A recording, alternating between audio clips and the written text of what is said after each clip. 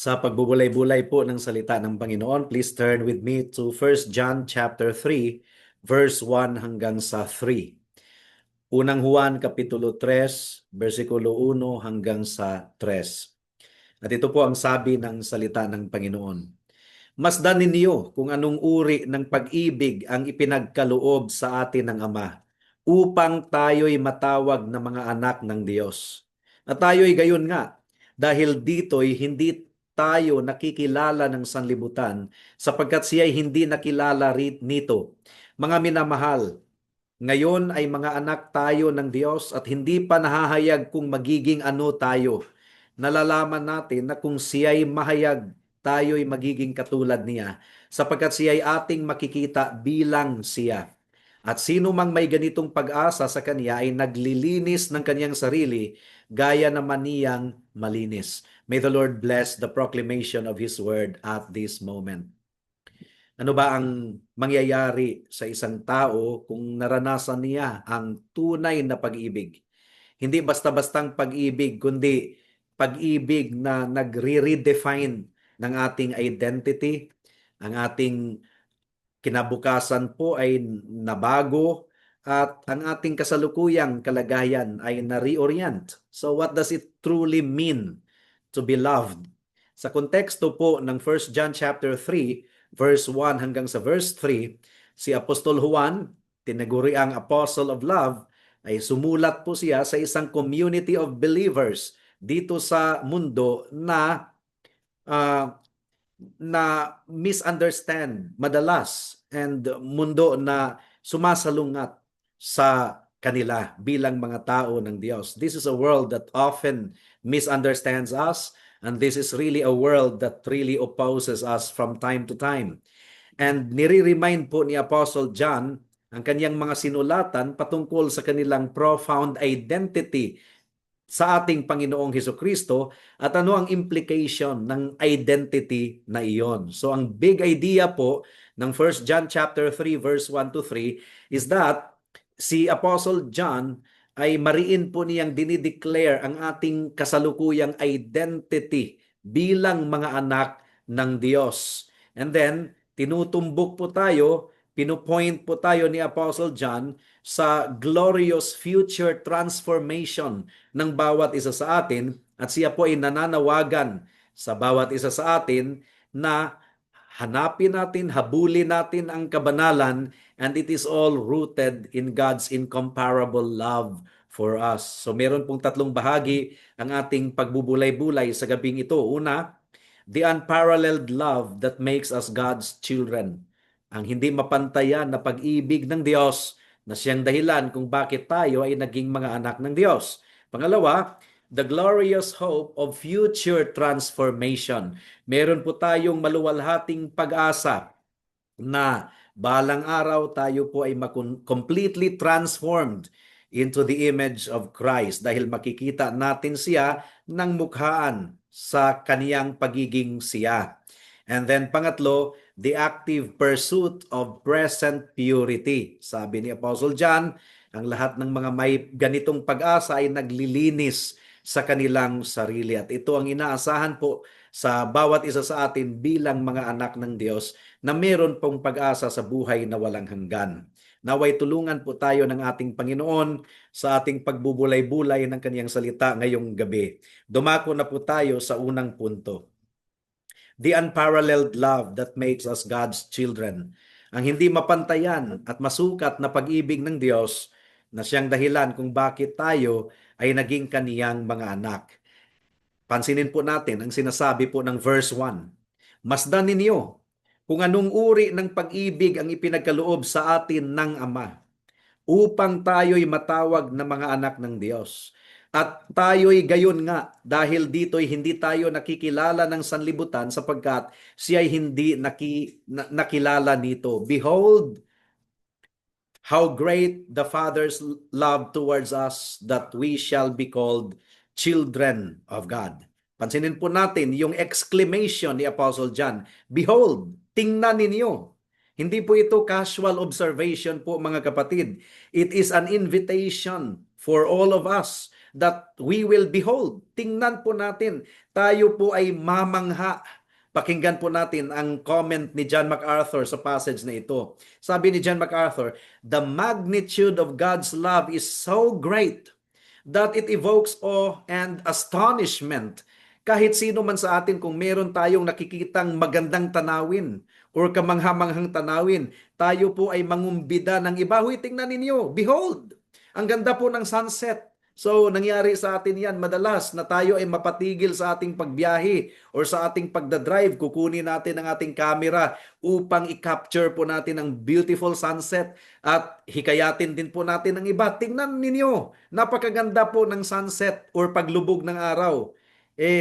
Mas maganda pa dyan ang pag-ibig ng Diyos, unconditional love sa mga makasalanan na tulad natin, na tayo ay mga anak dati ng kapuutan, karapat-dapat sa paghahatol ng Diyos, pero inibig po tayo ng ating Panginoon sa ating Panginoong Hesukristo. Inibig tayo ng Diyos kay Kristo. And that is why naramdaman po ni Apostle John kung gaano kadakila ang pag-ibig ng Diyos, and he is inviting his readers, including us. Behold, masdan ninyo kung anong uri ng pag-ibig ang ipinagkaloob sa atin ng Ama. Now, ano bang uri ng pag-ibig ito? Well, kung ating babasahin ang ibang passage ng Bible, ang pinaka number one description po ng pag-ibig ng Diyos sa atin is unconditional. Unconditional. Ang pag-ibig ng Panginoon sa atin ay hindi po nakabatay sa ating performance. Tayo ay patay sa kasalanan, marumi. Si R.C. Sproul, kung pakinggan natin siya, ini-emphasize talaga niya palagi ang soberanong biyaya ng Diyos. Pakinggan po natin si R.C. Sproul. Ang sabi po niya, God's love for us is not because we are lovely, but because He is love. Ang pag-ibig ng Diyos sa atin ay hindi dahil tayo ay kaibig-ibig, kundi ang Diyos ay pag-ibig. So, behold, masdan po ninyo kung anong uri ng pag-ibig ang ipinagkaloob sa atin ng Ama. At anong uring pag-ibig na ito? Unconditional. Pangalawa, anong uring pag-ibig ang ipinagkaloob ng Ama sa atin? Initiating. Hindi po hinintay ng Diyos na tayo ang gumawa ng unang hakbang. Ang Diyos po ang gumawa ng unang hakbang. Remember, mga kaaway tayo ng Diyos. We were enemies of God before. We were natural children of wrath before. And yet, hinabol po tayo ng Diyos. Ang Diyos po ang unang gumawa ng hakbang. Romans chapter 5 verse 8. Please turn there. Ang sabi po ng Romans chapter 5 verse 8. Subalit, pinatutunayan ng Diyos ang kanyang pag-ibig sa atin na noong tayo'y mga makasalanan pa, si Kristo ay namatay para sa atin. So, masdan ninyo kung anong uri ng pag-ibig ang ipinagkaloob sa atin ng Ama. And what kind of love? This is unconditional, initiating, at pangatlo, transformative. Nagbabago or nagpapabago po sa atin mula sa pagiging rebelde tungo sa pagiging mga anak ng Diyos. Mula sa mga kaaway tungo sa mga minamahal niyang kaibigan. And this is what we call the miracle of adoption. Please turn to John chapter 1 verse 12. Alam po natin na napaka-common na passage na ito, pero namnamin po natin ang ibig sabihin ng passage na ito. John 1:12. Ang sabi po dito, subalit, ang lahat ng tumanggap sa Kanya na sumasampalataya sa Kanyang pangalan ay Kanyang pinagkalooban sila ng karapatan na maging mga anak ng Diyos. So from rebels to sons, from enemies to children, God's love is really transformative. Look at what happened to the Apostle Paul. Ang puso niya ay punong-puno ng galit, punong-puno ng inggit din laban sa mga Christians. Pero inabot po siya ng ating Panginoong Jesus mismo on the road to Damascus. And what happened to Paul and to countless children of God all over the world? Na transform mula sa pagiging alipin sa kasalanan tungo sa pagiging alipin ng katuwiran. Mula sa pagiging rebelde tungo sa pagiging mga anak ng Diyos. At dinagdagan pa ito ni Apostle John. Masdan ninyo kung anong uri ng pag-ibig ang ipinagkaloob sa atin ng Ama upang tayo'y matawag na mga anak ng Diyos at tayo'y gayon nga. And so we are. So hindi po ito theoretical possibility, baka tayo ay magiging anak ng Diyos. Ang pagiging anak ng Diyos natin ay realidad sa kasalukuyan. It is a present reality. We are genuinely God's children at present. And so we are. At tayo'y gayon nga. Sabi pa ni Charles Spurgeon, "Believer, your adoption is not a matter of hope, but of fact. You are God's child now." Hindi tayo umaasa na baka ay magiging anak tayo ng Diyos. No, anak tayo ng Diyos ngayon. It is a present reality. You are God's child now. Now, hindi alam ito ng mundo. Ang sabi po kasi ng ating teksto, dahil dito'y hindi tayo nakikilala ng sanlibutan, sapagkat siya ay hindi nakilala nito. Hindi talaga maunawaan ng mundo ang kagalakan po natin bilang mga anak ng Diyos at hindi po ma-appreciate ng mundo kung sino tayo. Bakit? Hindi po kilala ng mundo ang ating Diyos Ama na nagkupkup sa atin, na nag-adopt sa atin. Ano ba ang nakikita ng mundo sa atin? Nakikita ng mundo ang ating kahinaan. Nakikita din ng mundo ang ating remaining sin. Aminin natin, may mga remaining sin tayo at madalas yon ang hina-highlight ng mga tao dito sa mundo. Yun ang nakikita ng mga tao sa mundo, hindi po ang divine parentage na meron tayo, that we are God's children. Ayon pa kay James Smith, the world despises what God delights in. They see only the outward, not the inward, spiritual reality of our sonship. Kaya nga, meron tayong kinakanta sa church, yung solid joys of lasting pleasures, none but Zion's children know. Ang title po ng hymn na yan is Glorious Things of Thee Are Spoken. So, ang pinaka-last na linya is solid joys and lasting pleasures, none but Zion's children know. Ang mga anak lang talaga ng Diyos ang makaka-relate. And this is a beautiful affirmation of our unique spiritual inheritance. Yun po ang pinakaunang punto. Pangalawang punto, the glorious hope of our future transformation. Verse 2. Please turn to verse 2 ng 1 John chapter 3. Ang sabi po dito, mga minamahal, ngayon ay mga anak tayo ng Diyos at hindi pa nahayag kung magiging ano tayo. Nalalaman natin na kung siya'y mahayag, tayo'y magiging katulad niya sapagkat siya'y ating makikita bilang siya. Well, unang-una, pansin po natin ang address ni Apostle John sa kanila, mga minamahal, beloved. And of course, this is an application of love. Kung natanggap natin ang pag-ibig ng Diyos to the point na tayo ay tinawag na kanyang mga anak, wala pong dahilan na hindi po natin ibigin at mahalin ang mga kapwa, mga anak ng Diyos. Kaya nga, si Apostle John ay tinawag talaga niya ang kanyang mga readers as beloved. These are words of endearment and they reinforce the message of love.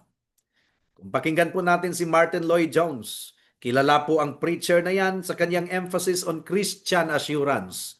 Marami pong sermon si Martin Lloyd-Jones na nagsasabi na kailangan talagang makamtan natin ang Christian assurance. At yun po ang general message ng mga Reformed Methodists noong araw. And Martin Lloyd-Jones would often address his congregation with a warmth at nagde-demonstrate ng kanyang pastoral heart bilang under-shepherd doon po sa Westminster Chapel.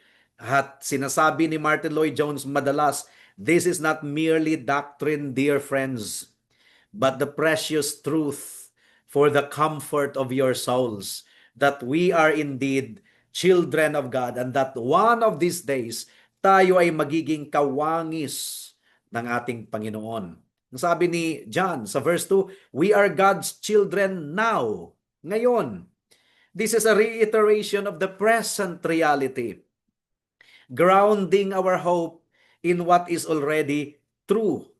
At sinabi pa ni Apostle John, what we will be has not yet appeared.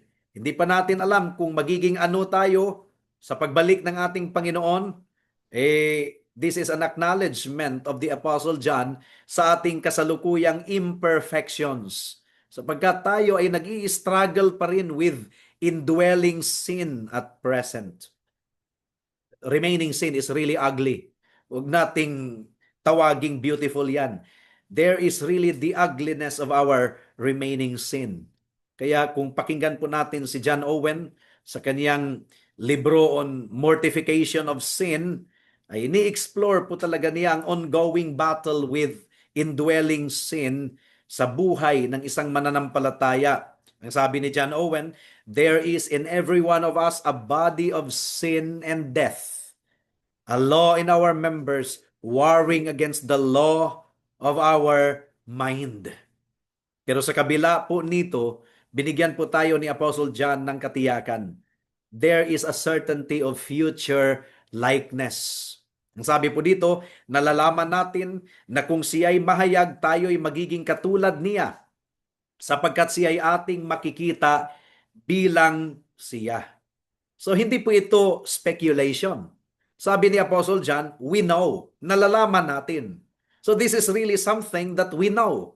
Deep in our hearts, we know. This is the internal witness of the Holy Spirit. And it's a foundational truth of our eschatological hope. Eschatology meaning to say, last things. So, bakit tayo magiging katulad ng ating Panginoon someday, totally? Because we will see Him as He is.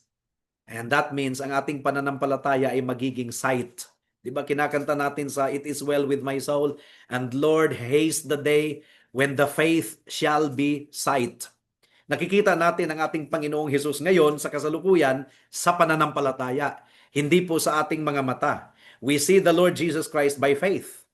And as we see the Lord Jesus Christ by faith, through His Word, tayo ay nagiging kawangis niya. Papaano na lang, balang araw, hindi lang natin siya makikita sa pananampalataya, kundi makikita natin siya sa ating mga mata. We will really become like Him. This is our glorious hope. We will totally become like Him. Hindi man sa power, hindi man totally in essence, but we will become like Him, reflecting His holiness, His glory, na wala pong bahid ng kasalanan. 2 Corinthians chapter 3 verse 18. Nakikita natin ang ating Panginoong Hesus sa pananampalataya, and as we do so, tayo ay natatransform. Paano na lang one of these days. 2 Corinthians 3:18. At tayong lahat na walang talukbong ang mukha, na nakikita ang kaluwalhatian ng Panginoon gaya ng sa isang salamin, ay nababago sa gayon ding larawan mula sa kaluwalhatian tungo sa kaluwalhatian, sapagkat ito ay mula sa Panginoon na siyang Espiritu.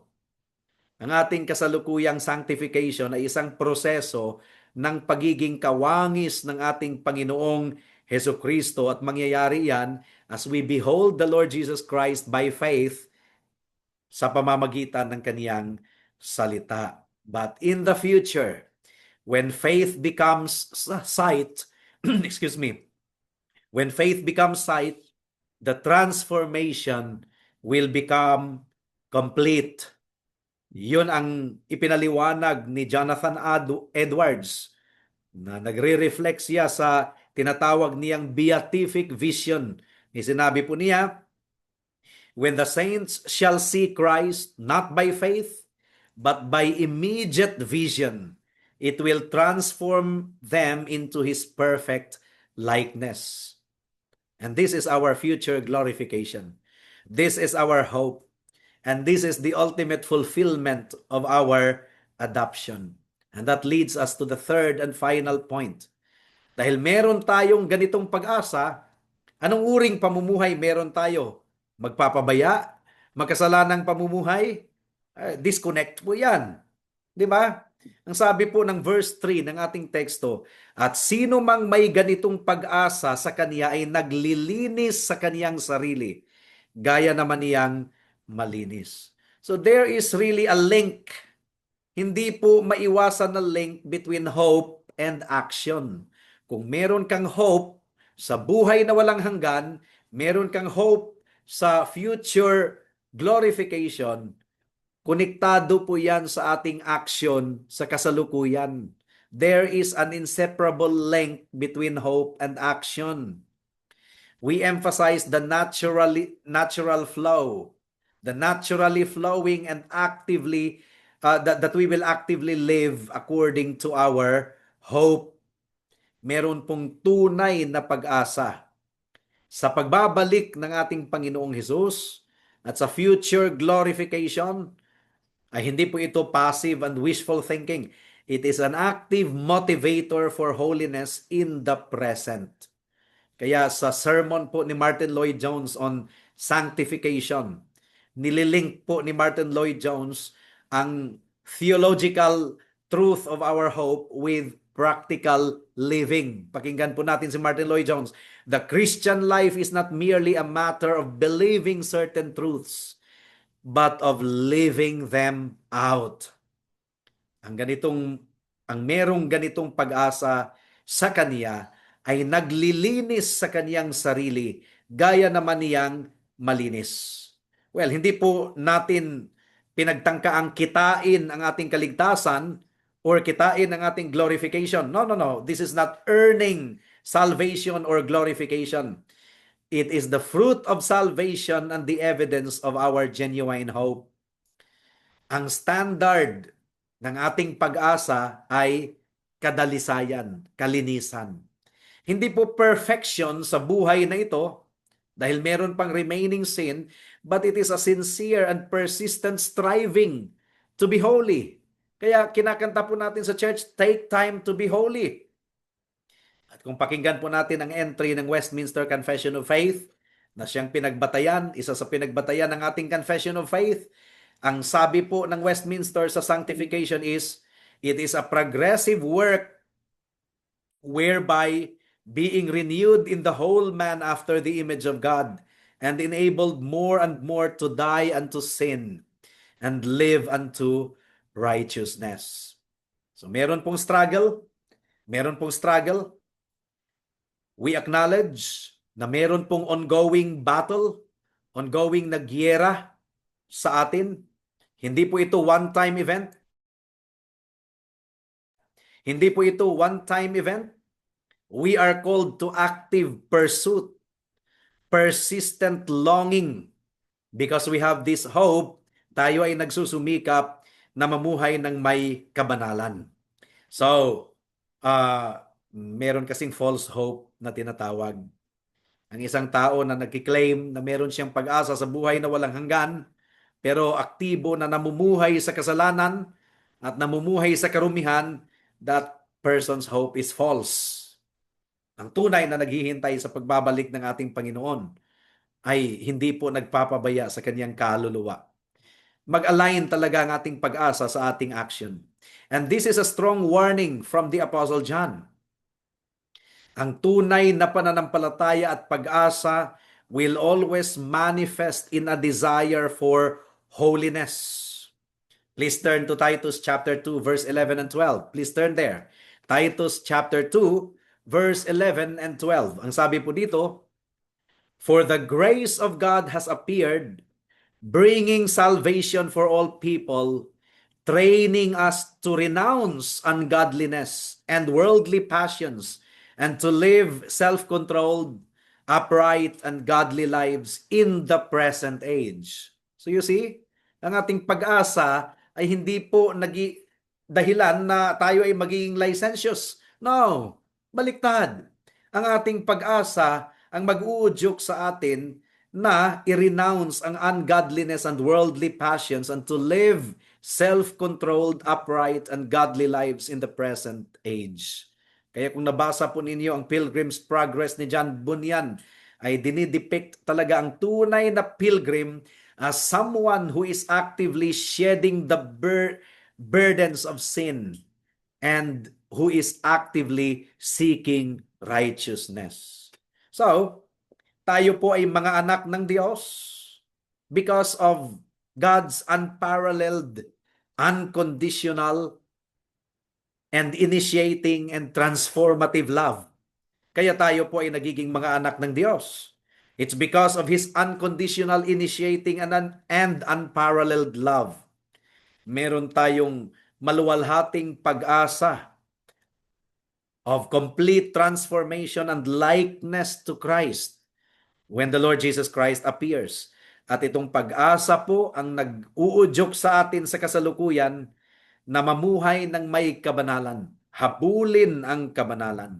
Now, para po sa mga mananampalataya, tayo po ay mamangha sa ating adoption.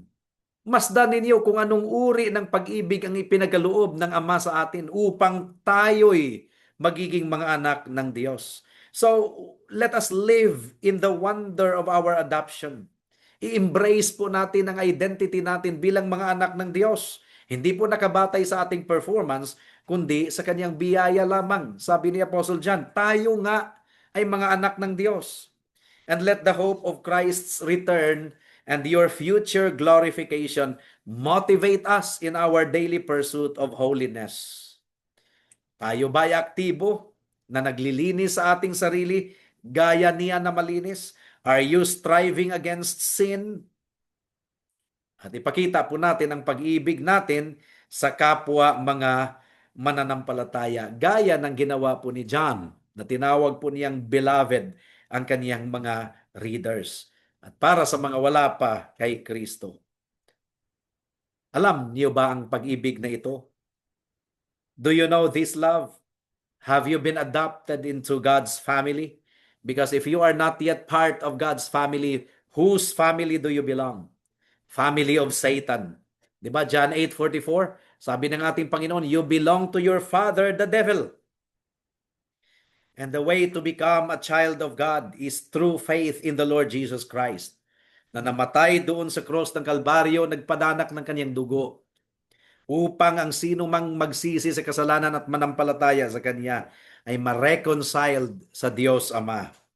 For God so loved the world that He gave His only begotten Son, that whoever believes in Him should not perish but have eternal life. Naway ipagkaloob ng Panginoon sa bawat isa sa atin ang biyaya upang mamuhay bilang mga minamahal na mga anak ng Diyos, actively pursuing purity at naghihintay sa maluwalhating pagpapakita ng ating Panginoong Hesus sa kanyang muling pagbabalik.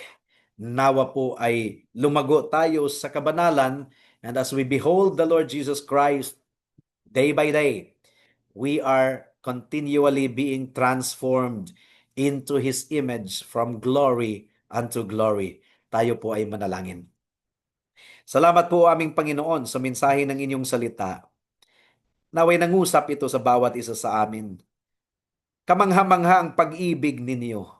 Kung ang aming puso ay nagkukulang sa papuri sa inyo dahil sa pag-ibig ninyo, it could be that we are not beholding the greatness of your love every day. Tulungan ninyo kami, O Diyos, na pagbulay-bulayan namin palagi ang pag-ibig ninyo. Behold what manner of love the Father has given unto us, that we shall be called sons of God. Masdan ninyo. And naway udyukan namin ang aming kaluluwa ano man ang mangyayari dito sa mundo. Masdan namin kung gaano kadakila ang pag-ibig ninyo sa amin. Unconditional, initiating, and transformative. Nawa ay ang aming atensyon ay aming ituon sa future glorification, na magiging kawangis kami totally sa aming Panginoong Hesus when the faith becomes sight. At naway tulungan ninyo kami na aktibo na maglilinis sa aming sarili gaya ninyo na malinis, because we have this kind of hope. And whatever hope a person claims to have, pero kung hindi ito nakikita sa kaniyang buhay at siya ay namumuhay sa kasalanan, the hope that he has is actually a false hope. Naway ipagkalooban ninyo ng tunay na pananampalataya, tunay na pagsisisi, tunay na paglapit sa aming Panginoong Hesukristo. Ito po ang aming samo at dalangin sa pangalan ni Jesus. Amen and amen.